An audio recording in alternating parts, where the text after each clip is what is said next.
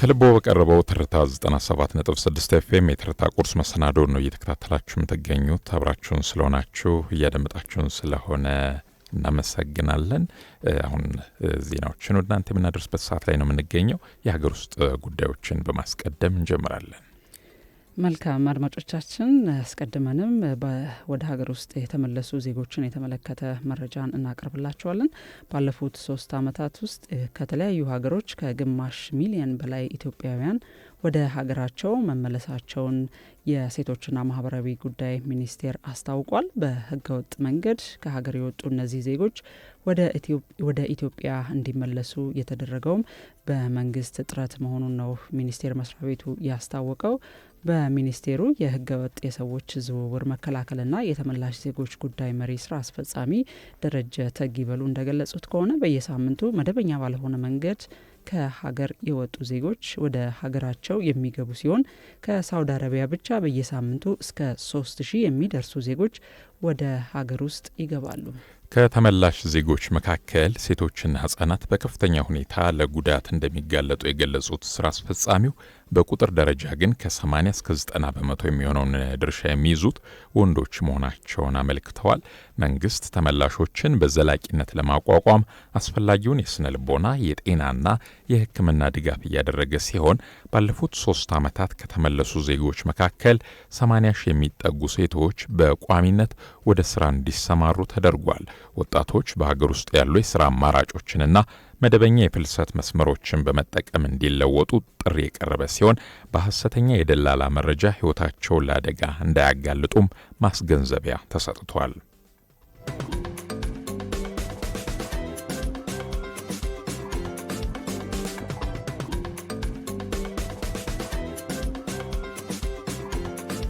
እንቀጥላለን። አድማጮቻችን፣ ድንገተኛ የጎርፍ አደጋ ስጋትን ለመከላከል የሚያስችሉ የቅድመ ዝግጅት ስራዎች በመከናወን ላይ ናቸው ሲል የአዲስ አበባ ከተማ መንገዶች ባለስልጣን ገልጿል።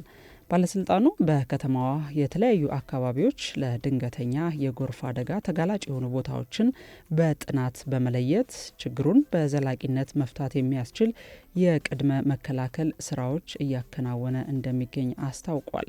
ባለስልጣን መስሪያ ቤቱ የክረምት ወቅት የጎርፍ አደጋ ስጋት ሊከሰትባቸው የሚችሉ 20 የተለያዩ ቦታዎችን በጥናት በመለየት የድሬኔጅ ግንባታና የጥገና ስራዎችን በማከናወን ዘላቂ መፍትሄ እየሰጠ እንደሚገኝም አስታውቋል።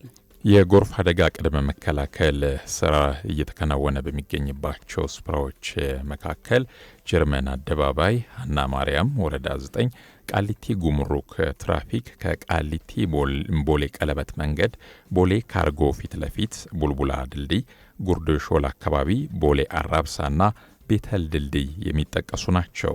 ህብረተሰቡም የበኩሉን ጥንቃቄ እንዲያደርግ ነው የአዲስ አበባ ከተማ መንገዶች ባለስልጣን ያሳሰበው። አሁን ላይም ከተለዩት የከተማዋ 20 ቦታዎች መካከል 11 የሚሆኑት የጎርፍ አደጋ ስጋት ለመከላከል የሚያስችሉ በርካታ ስራዎች በመከናወን ላይ መሆናቸውንም ባለስልጣኑ ጨምሮ ገልጿል።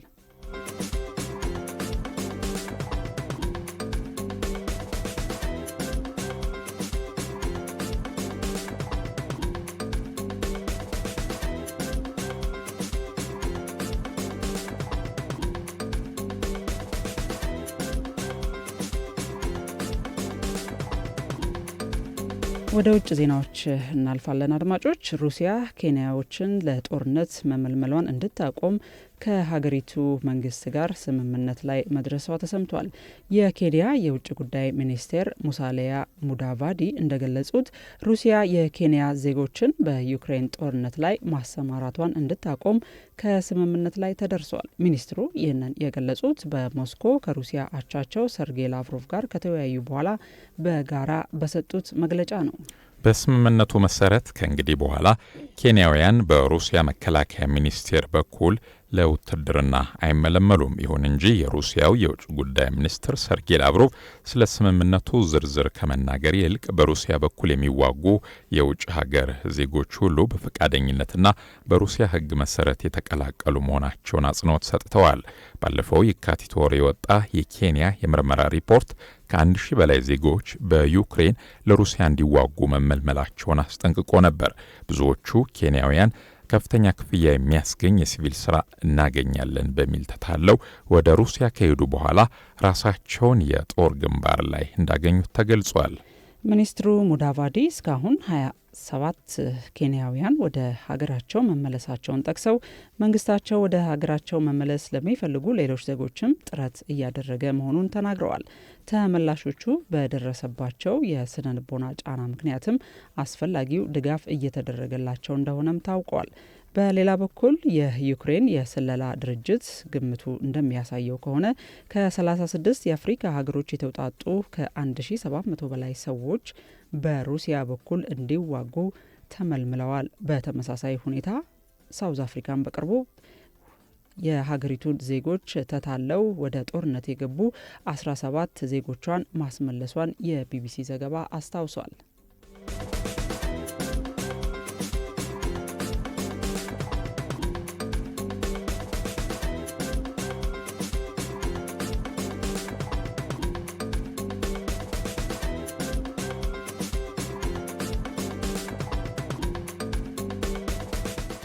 የተባበሩት ሀገሮች የጸጥታው ምክር ቤት በአፍጋኒስታን የሚገኘውን ጥምር የጸጥታ ኃይል የመቆያ ጊዜ ማራዘሙ ተሰምቷል። ምክር ቤቱ በትላንትናው ዕለት ባካሄደው ስብሰባ በአፍጋኒስታን የሚገኘውን የተባበሩት ሀገሮች የድጋፍ ተልዕኮ ሰጪ የጸጥታ ኃይል የቆይታ ጊዜ ለማራዘም የቀረበውን ሀሳብ ሙሉ በሙሉ በድምፅ አጽድቆታል። በቻይና የቀረበው ይህ የውሳኔ ሀሳብ በ15 አባል ሀገራት ድጋፍ አግኝቷል።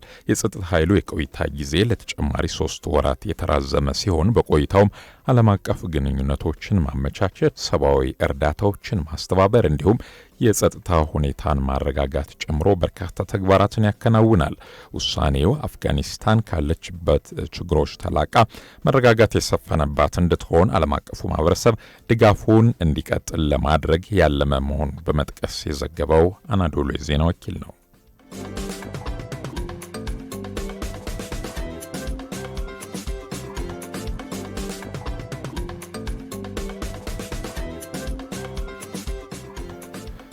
ከልቦ በቀረበው ትርታ 97.6 ኤፍኤም የትርታ ቁርስ መሰናዶ ነው እየተከታተላችሁ የምትገኙት። ከሀገር ውስጥና ከባህር ማዶ የተሰባሰቡ ዜናዎችን ነው ተከታትለን መልሰን የተገናኘ ነው። አሁን አብረውን እየሰሩ የሚገኙ ተቋማት አሉ።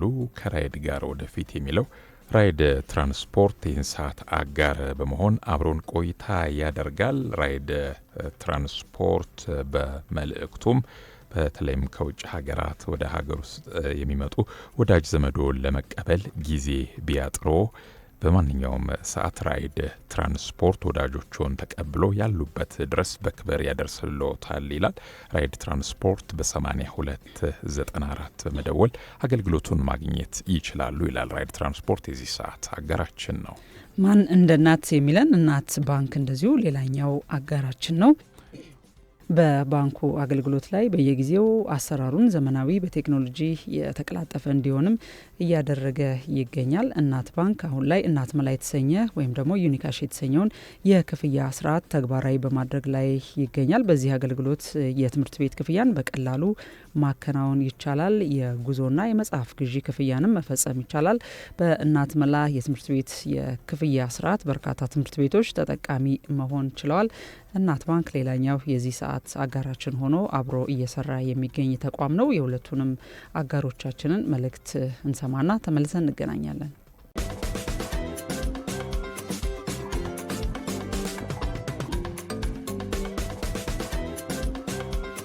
አድማጮች፣ የትርታ ቁርስ መሰናዶ የሀገር ውስጥና የባህር ማዶ ዜናዎችን የምናቀርብበት ሰዓት ላይ እንገኛለን።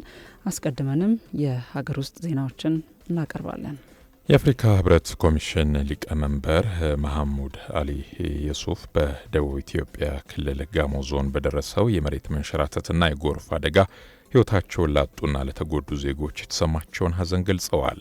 መሐሙድ አሊ የሱፍ ባስተላለፉት የሐዘን መግለጫ መልእክት ለኢትዮጵያ መንግስትና ህዝብ ልባዊ መጽናናትን ተመኝተዋል።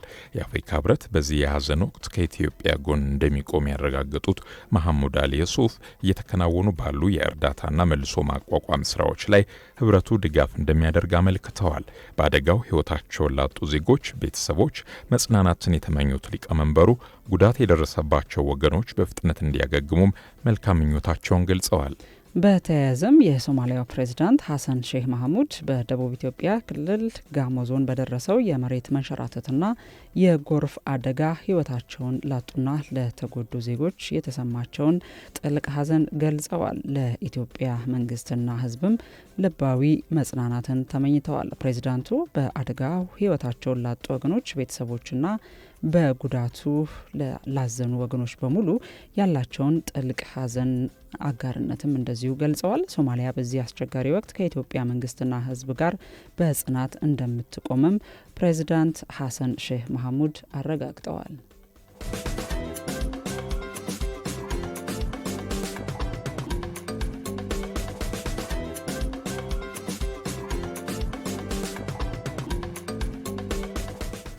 በምርጫ ወቅት ጋዜጠኞች ከጥላቻ ንግግርና ከሐሰተኛ መረጃ በመራቅ ኃላፊነታቸውን እንዲወጡ፣ የህግ አስከባሪ አካላት ደግሞ ለባለሙያዎቹ አስፈላጊውን የደህንነት ጥበቃ እንዲያደርጉ የኢትዮጵያ መገናኛ ብዙሃን ምክር ቤት ሰብሳቢ አማራ አረጋዊ ጥሪ ያቀረቡ። የኢትዮጵያ መገናኛ ብዙሃን ምክር ቤት ሰብሳቢ አማራ አረጋዊ ይህንን ያሉት የኢትዮጵያ ፖሊስ ዩኒቨርሲቲ ከተባበሩት መንግስታት የትምህርት የባህልና የሳይንስ ማዕከል ከዩኔስኮ ጋር በመተባበር ለፖሊስ አመራሮች ባዘጋጀው የስልጠና መድረክ ላይ ነው። ሰብሳቢው በንግግራቸው ምርጫው በሰላማዊና በህጋዊ መንገድ እንዲጠናቀቅ እንዲህ ያሉ ስልጠናዎች ወቅታዊና አስፈላጊ መሆናቸውን ገልጸዋል። በመገናኛ ብዙሃን በኩል የሚጠበቁ ኃላፊነቶችን ሲያብራሩም ጋዜጠኞች በምርጫ ሂደቱ ወቅት ከሐሰተኛ መረጃዎችና ማህበረሰቡን ከሚከፋፍሉ የጥላቻ ንግግሮች ራሳቸውን ማራቅ እንዳለባቸው አሳስበዋል። በሌላ በኩል የህግ አስከባሪ አካላት ሚና ወሳኝ መሆኑን የጠቀሱት አቶ አማረ ጋዜጠኞች መረጃ ለማሰባሰብ ከቦታ ቦታ በሚንቀሳቀሱበት ወቅት በደህንነታቸው ላይ ስጋት እንዳይፈጠርና ጉዳት እንዳይደርስባቸው ፖሊስ አስፈላጊውን ጥበቃና ትብብር ሊያደርግላቸው እንደሚገባ አጽንኦት ሰጥተዋል። የኢትዮጵያ ፖሊስ ዩኒቨርሲቲ ፕሬዝዳንት ዶክተር ታምራት ሙሉጌታ በበኩላቸው ጋዜጠኞች ስራቸውን በነጻነትና በደህንነት ማከናወን እንዲችሉ የፖሊስ ሚና ወሳኝ ነው ብለዋል። የጋዜጠኞች ደህንነትን ማስጠበቅም የዜጎችን መረጃ የማግኘት መብት እንደማስከበር የሚቆጠር ነውም ብለዋል። በመድረኩ ላይ የተገኙት የኢትዮጵያ ብሔራዊ ምርጫ ቦርድ ምክትል ሰብሳቢ ተስፋዬ ንዋይ በበኩላቸው ምርጫ ውጤታማ ሊሆን የሚችለው ቦርዱ ከህግ አስከባሪዎችና ከሚዲያ አካላት ጋር በተናበበ መልኩ ሲሰራ መሆኑን ገልጸዋል። ፖሊስ በምርጫ ወቅት በገለልተኝነትና በሙያ ስነ ምግባር የመስራት፣ የሚዲያ ነጻነት እንዲከበር የማመቻቸት እንደዚሁም የወንጀል ተግባሮችን የመከላከል ኃላፊነት እንዳለበትም አሳስበዋል። የአዲስ አበባ የዩኔስኮ ላይዘን ኦፊስ ዳይሬክተር ዶክተር ሪታ ቢሶናት በበኩላቸው የህግ አስከባሪ አካላት የህግ የበላይነትን የማረጋገጥና ሰብአዊ መብቶች እንዲከበሩ የማድረግ ትልቅ ሀገራዊ ኃላፊነት እንዳለባቸው ገልጸዋል።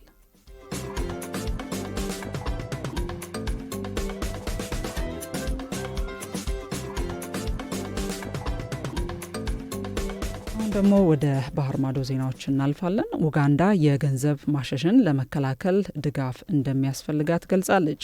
ሀገሪቱ እየተስፋፋ የመጣውን ህገወጥ የገንዘብ ዝውውር ወንጀልን በብቃት ለመከላከል የሚያስችላትን ተጨማሪ የገንዘብ ድጋፍ ለማግኘት ጥረት እያደረገች መሆኑን ነው ያስታወቀችው።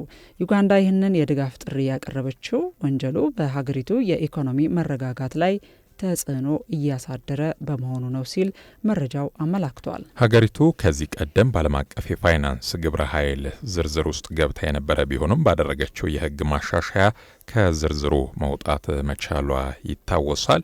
የኡጋንዳ ድጋፉን ማግኘት በቀጠናው አስተማማኝ የፋይናንስ ስርዓት ካላቸው ሀገራት ተርታ ለመሰለፍና የውጭ ኢንቨስትመንትን ለመሳብ ትልቅ እድል ይፈጥራል መባሉን የዘገበው ኢስት አፍሪካ ኒውስ ነው።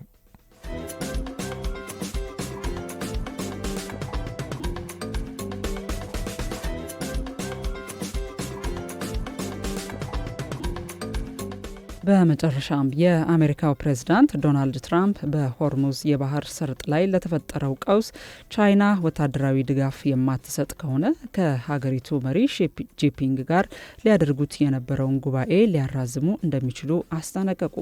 እንደ አውሮፓውያኑ አቆጣጠር በመጋቢት 31 በቤጂንግ ሊካሄድ ታቅዶ የነበረው ይህ ከፍተኛ ስብሰባ በአሜሪካንና በቻይና መካከል ባለው የሻከረ ግንኙነት ሳቢያ አሁን ላይ ጥርጣሬ ውስጥ መውደቁ ነው የተዘገበው። ፕሬዚዳንት ትራምፕ ለፋይናንሻል ታይምስ በሰጡት ቃል ቻይና የነዳጅ መጓጓዣ መስመሩን ለማስከፈት የጦር መርከቦቿን እንድትልክ የጠየቁ ሲሆን በሚቀጥሉት 2 ሳምንታት ውስጥ ምላሽ የማትሰጥ ከሆነ ጉዞው ሊሰረዝ ወይም ሊራዘም እንደሚችል ነው የገለጹት። የዋይት ሀውስ ቃል አቀባይ ካሮሊን ሌቪት በበኩላቸው በአሁኑ ወቅት የፕሬዝዳንቱ ቀዳሚ ትኩረት በኢራን ላይ እየተካሄደ ያለው ወታደራዊ ዘመቻ መሆኑን አረጋግጠዋል። በጦርነቱ ሳቢያ የአንድ በርሜል ድፍድፍ ነዳጅ ዋጋ $100 በላይ የደረሰ ሲሆን ኢራን በዓለም ላይ ካለው የነዳጅ ዝውውር 1/5 የሚያልፍበትን የሆርሙዝ ስትሬት በከፊል መዝጋቷ ውጥረቱን አባብሶታል። አሜሪካና እስራኤል በኢራን የነዳጅ ማጣሪያዎችና ወታደራዊ ተቋማት ላይ ጥቃት እያደረሱ የሚገኝ ሲሆን ቻይና እስካሁን ለዶናልድ ትራምፕ ጥሪ ቀጥተኛ ምላሽ ባትሰጥም የሁለቱ ሀገራት መሪዎች የሚያደርጉት ዲፕሎማሲያዊ ግንኙነት የማይተካ ሚና እንዳለው የቤጂንግ ባለስልጣናት ገልጸዋል ሲል የዘገበው ቢቢሲ ነው።